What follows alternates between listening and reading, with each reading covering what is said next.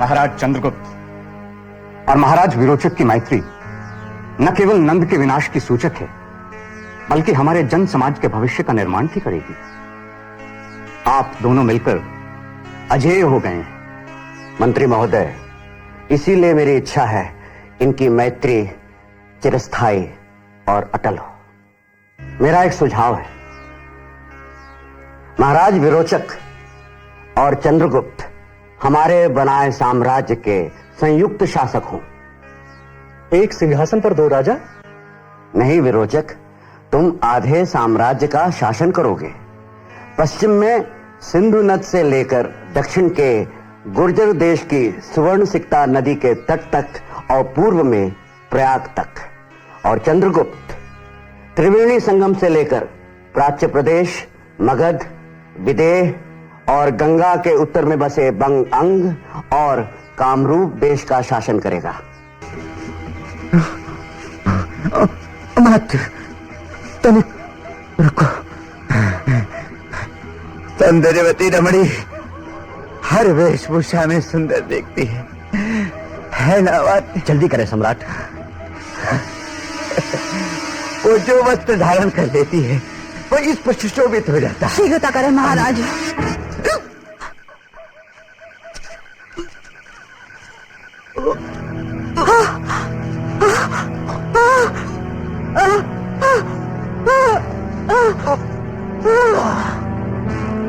सम्राट, हमें फौरन प्रहार करना होगा महाराज।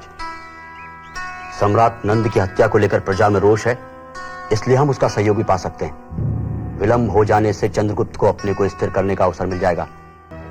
मलय केतु ऐसे व्यक्ति को भाई नहीं मानता है जो विश्वासघात करके शत्रु के साथ जा मिलता है। आप उस नीच का नाम तक न लें। क्षमा मात्र, समाचार मिला है कि महाराज विरोचक की मृत्यु हो गई है। हमने विलंब कर दिया। कब? कैसे? राज्याभिषेक से कुछ पहले एक तोरणगार अचानक महाराज के हाथी पर गिरा और वो तत्काल सिधार गए। और महाराज विष्णुगुप्त ने जांच करने का आदेश मंत्री शक्तार को दिया है। और जांच का परिणाम? तोरण द्वार बनाने वाले काश्तकार ने स्वीकार किया है कि द्वार का टूटना केवल दुर्घटना मात्र नहीं थी। महाराज विरोचक की हत्या का षड्यंत्र अमात्य राक्षस द्वारा रचाया गया था। चमक, एक पंथ दो काज। जो नीच ब्राह्मण हमको मूर्ख समझता है, क्या हम उसकी चालबाजी नहीं जानते? हम उसे मौत के घाट उतार कर दम लेंगे, चाहे हमें ब्रह्म हत्या का पातक लगे। संयुक्त राज्याभिषेक एक छद्म था। देखो, द्विराज अराजकता को निमंत्रण देता है।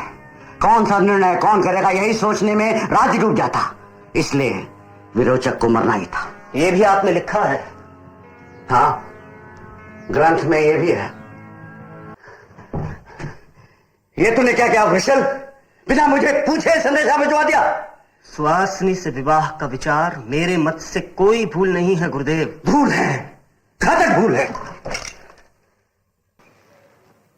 अरे चाणक्य, हम सम्राट हैं, हमें प्रजा का सोचना पड़ता है, उनके कष्टों का, उनके संकटों का। तो अब सम्राट अमात्य और मंत्रियों से अलग रहकर निर्णय करेंगे। उनके मंत्रणा की आपको आवश्यकता नहीं रही। लोकप्रियता ही आपको मंत्रणा देगी। क्यों? साधारण नागरिक की राय लेकर चलेंगे आप। चंद्रगुप्त, लोकप्रियता का सस्ता खेल है ये, और कुछ नहीं। क्या आपकी व्यवस्था में साधारण नागरिक का कोई स्थान नहीं? क्या उसे हमेशा गुलामों का जीवन ही जीना होगा? नहीं। तुम सम्राट जैसा आचरण नहीं कर सकते तो मत करो। पलक गिरते न गिरते तुम्हारा साम्राज्य टूटकर बिखर जाएगा चंद्रगुप्त।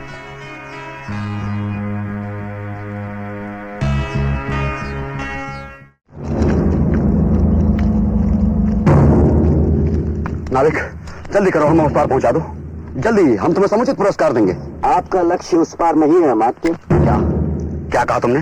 यही कि आपका लक्ष्य पाटलिपुत्र है, राजधानी। आपको वहां जाना है। कौन हो तुम? खड्ग का क्या उपयोग अमात्य? युद्ध समाप्त हो गया है। मलय केतु को बंदी बना लिया गया था, अब उसे मृत्यु दंड भी दिया जा चुका है। ये तुम्हें जानना चाहिए। क्या? ओह, पराजय, संपूर्ण पराजय। आर्य चाणक्य क्या मुझे बंदी बनाने आए हैं? बंदी बनाने नहीं, बुलावा देने। पूरे सम्मान के साथ मैं तुम्हें चंद्रगुप्त मौर्य की राजसभा मिलेगा। तुम्हारा स्थान वहां है अमात्य, इस निर्जन अरण्य में नहीं। चंद्रगुप्त मौर्य की राजसभा, अच्छा उपहास किया है आर्य चाणक्य विष्णुगुप्त। मगध के पूरे जन समाज को, मैं तो कहूंगा पूरे जम्बू द्वीप को तुम्हारी प्रतिभा की, सेवाओं की आवश्यकता है। एक स्वप्न को जीवित रखना है अमात्य। आज मेरा स्वप्न साकार हुआ। अब मौर्य शासन स्थापित हो चुका है, स्थिरता पा चुका है, आक्रमण की आशंका से भी मुक्त है। सौभाग्य से मगध के पास अत्यंत कार्यकुशल, ईमानदार, निष्ठावान अमात्य है और शक्तार जैसा रक्षा मंत्री भी। बहुत वर्षों पहले मैंने एक शपथ ली थी, आज उस शपथ से मुक्त होता हूं। आप सबके सामने मैं अपनी शिखा को फिर से बांधता हूं। सम्राट, मेरे तक्षशील लौटने का समय आ गया है। आप मुझे विदा की अनुमति दें। आचार्य, आप अभी कैसे जा सकते हैं? सम्राट, आचार्य का तो काम ही है अध्ययन करना और अध्ययन कराना। अब आप मुझे मुक्त करें। किंतु आचार्य, अभी तो मात्र प्रारंभ है, अभी तो बहुत कुछ करना शेष है। वो आप संपन्न करेंगे। कैसा था वो साम्राज्य जो ईसा से 321 बरस पहले बना था? वो साम्राज्य जो लगभग समूचे भारत में और उत्तर में दूर काबुल तक फैला हुआ था। जहां तक ऊपरी सतह का सवाल है, वो हर तरह से एक तंत्र था, यानी तानाशाही, जैसे कि ज्यादातर साम्राज्य रहे हैं और आज भी हैं। मगर कस्बों, शहरों और गांवों के स्तर पर काफी कुछ आजादी कायम थी। गांवों के चुने हुए बुजुर्ग स्थानीय कारोबार संभालते थे और इस स्थानीय स्वतंत्रता की हद दर्जे तक कद्र की जाती थी।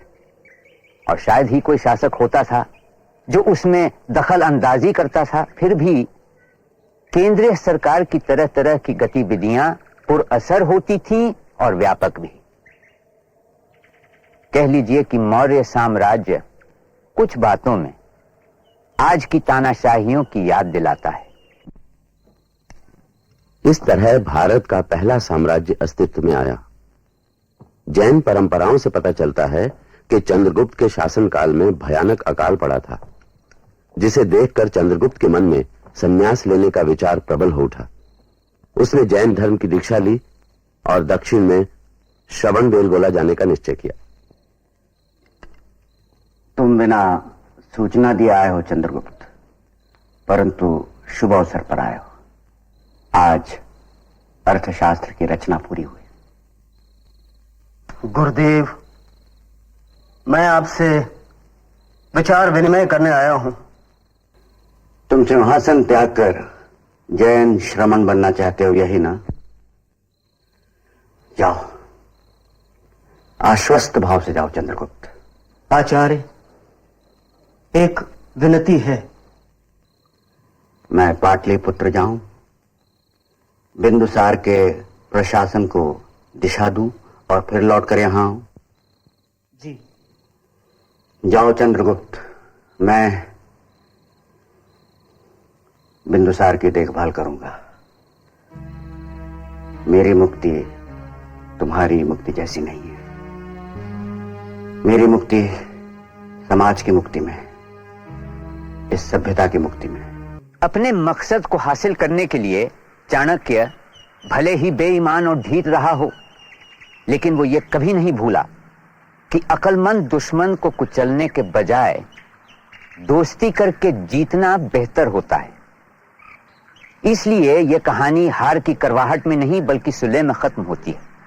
और अंत में एक मजबूत राज्य की नींव डाली जाती है। लिखे हुए इतिहास में पहली बार हम पाते हैं एक विशाल केंद्रीकृत राज्य पैदा हुआ। ना सदासिन्नो सदासित् तदानीं नासिद्रजो नो व्योमा परो यत् किमावरीवः कुह कस्य शर्मन्नम्भः किमासीत् गहनं गभीरं सृष्टि से पहले सत नहीं था, असत भी नहीं, अंतरिक्ष भी नहीं, आकाश भी नहीं था।